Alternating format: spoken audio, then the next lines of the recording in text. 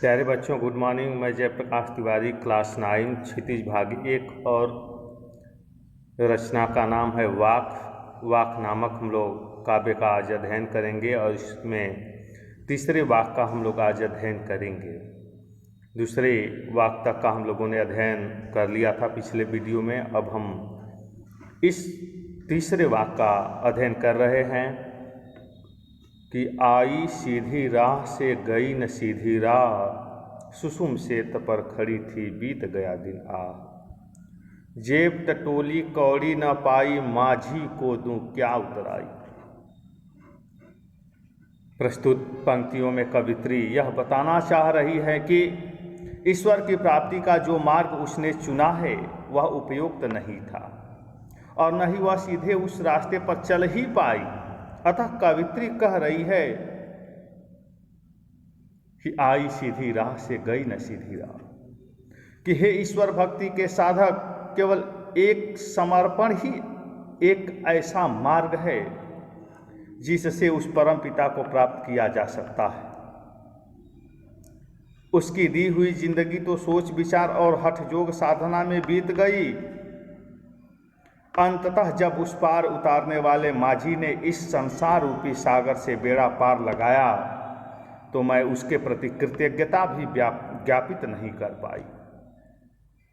इस कृपा के बदले मैं एक कौड़ी भी उस माझी को नहीं दे पाई। आशा यह है कि मनुष्य दुनिया के सरोकारों में फंसकर अपने लक्ष्य को भूल जाता है और समय बीत जाने पर जीवन के अंतिम क्षण में जब उसे अपने जीवन की व्यर्थता का बोध होता है तब कुछ भी करने में असमर्थता के कारण बड़ी पीड़ा होती है।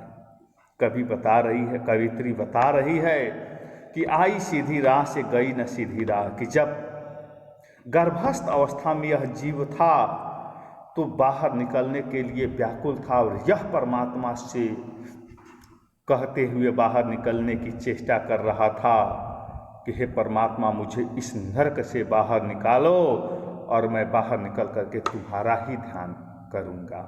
लेकिन ऐसा नहीं हो पाया। जब ही इस दुनिया में आया, इस संसार में आया, यह लोक में आया तो परमात्मा के रास्ते को भूल गया और हठ योग में ही सांसारिक विषय वासना में फंसा रहा और संपूर्ण जीवन समाप्त कर गया, संपूर्ण समय समाप्त हो गया।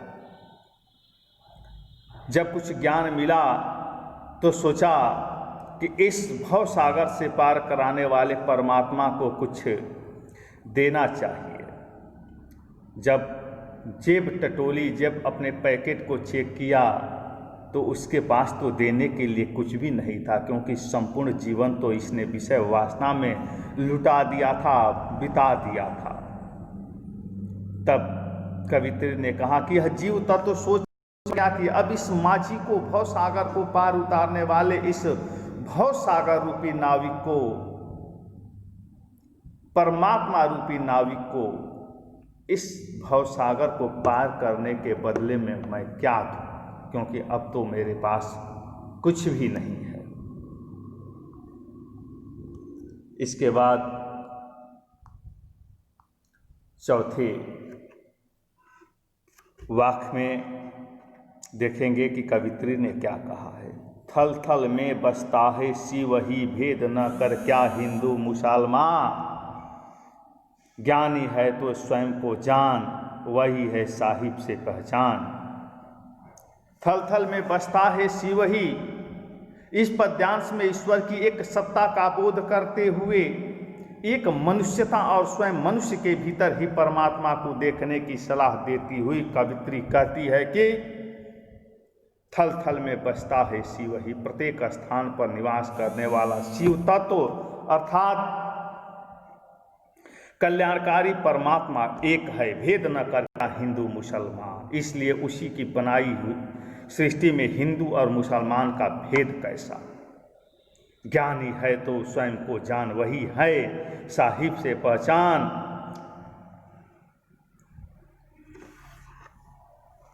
वस्तुतः हिंदू और मुसलमान दोनों एक हैं, उनकी मनुष्यता एक है। ओ मानव, यदि तेरे अंदर ज्ञान है तो तू सबसे पहले खुद को जान ले, और जिस दिन तू खुद को समझ लेगा उसी दिन तू उस परम पिता की पहचान कर लेगा और उसका परिचित बन जाएगा।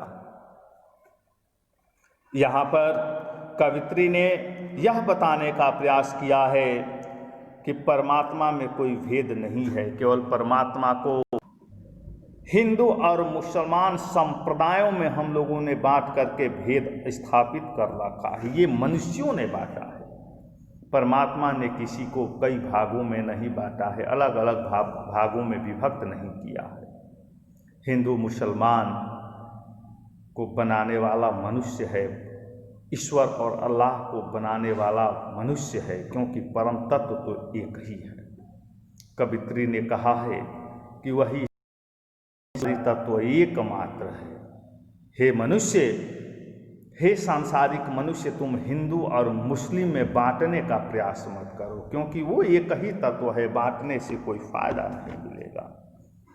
हिंदू और मुसलमान तो मनुष्यों ने बनाया है, परमात्मा ने नहीं बनाया है। अब इस कविता की विशेषता है, ईश्वर को सर्वव्यापी बताया गया है, हिंदू और मुसलमानों को समभाव रखने के लिए प्रेरित किया है कवित्री ने। थल थल में पुनरुक्ति प्रकाश अलंकार का प्रयोग हुआ है, आत्म विश्लेषण पर बल दिया गया है कि हमें चिंतन करना चाहिए। तीसरे वाक्य के माध्यम से कवित्री ने यहाँ यह बताया गया है कि मनुष्य अपने स्वार्थ सिद्धि करने के पीछे अपने जीवन के लक्ष्य को भूल जाता है। कवित्री ने अपने द्वारा अपनाए गए प्रभु प्राप्ति के मार्ग को उचित नहीं बताया। सुषुम शेत में रूपक अलंकार का प्रयोग किया गया है, प्रतीकात्मक शब्दावली का प्रयोग किया है कवित्री ने। तो प्यारे बच्चों, इस वीडियो में बस इतना ही, फिर हम लोग अगले वीडियो में मिलेंगे। धन्यवाद।